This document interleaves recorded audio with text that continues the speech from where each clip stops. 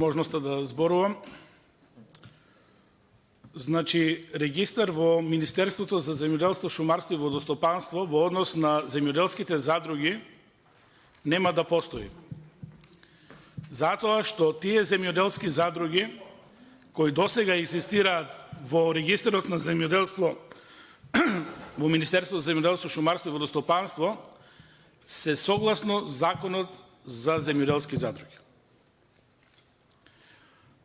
Тој закон, рековме, се суспендира.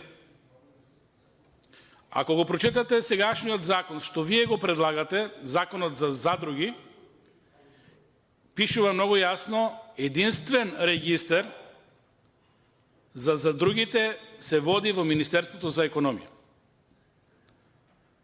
Значи, Министерството за економија ќе има надлежност врз сите задруги. Сите тие задруги ја превратуваат тезата дека нема да постојат.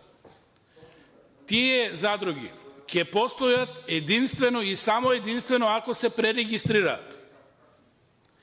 Затоа што нема друг начин да бидат дел од правниот дел на државата ако не се регистрираат согласно овој закон кој вие го предлагате. Ако се донесе. А сте запнале да го донесете. Нема да можат понатаму земјоделските задруги да се регистрираат според Законот за земјоделски задруги. Сега, новата пререгистрација значи и ново преструктурирање. Односно, овие задруги, поточно земјоделските задруги, ќе продолжат да работат согласно овој закон кој вие го носите за задруги. Се она што било предвидено во законот за земјоделски задруги паѓа во вода. И начинот на регистрација, и единствениот регистар, но и тоа што е стекнато право на земјоделците преку тие земјоделски задруги. Точно е тоа дека ако тие се пререгистрираат согласно овој закон, ќе бидат земјоделски задруги и нема да бидат укинети, но проблемот е што се укинуваат парите. Што ќе нема основ како земјоделските задруги да земат дополнителни субвенции кои им следувале досега. Ниту тоа е регулирано во Законот за земјоделство и рурален развој, затоа што тоа не се регулира во тој закон, ниту пак ќе важи постоечкиот закон за земјоделски задруги, затоа што овој закон за задруги го суспендира истиот.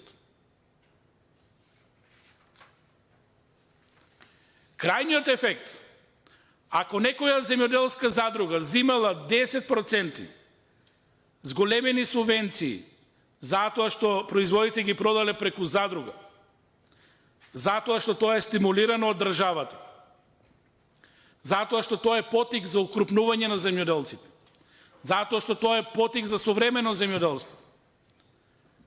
Со носењето на новиот закон, кој сега го расправаме, тоа право ќе го немаат. Што треба во таа ситуација да правиме? Ако сакаме искрено да земјоделските задруги земат пари, треба да го менуваме или Законот за земјоделство и рурален развој и таму да ги вметнеме овие членови, односно овој текст од амандманот, или во овој закон за задруги да биде составен дел овој амандман. Не знам дали е правнички издржано или да правиме нов закон за земјоделски задруги, каде што нема да биде уфатено регистрацијата, туку ќе биде уфатено правата на земјоделските задруги. Инаку се губи линкот. Затоа ви го мафтав. Вие мафта програмата за за субвенции. Затоа што таму пишува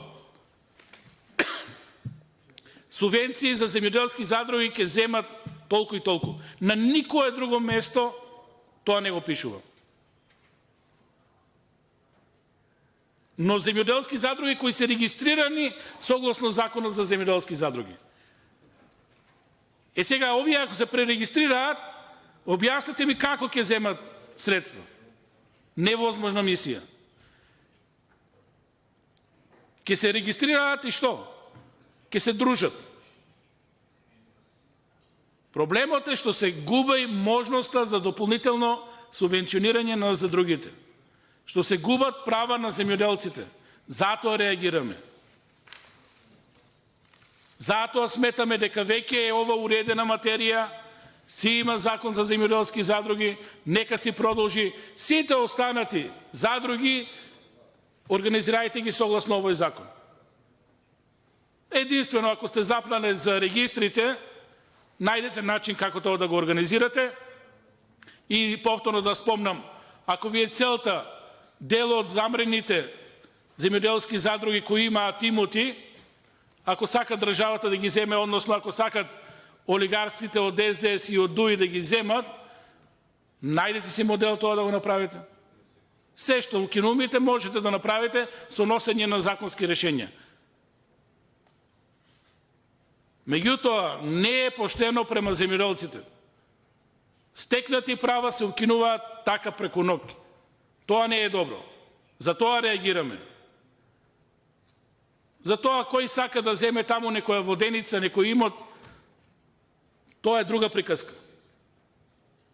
Најдете си пофина форма да тоа го направите.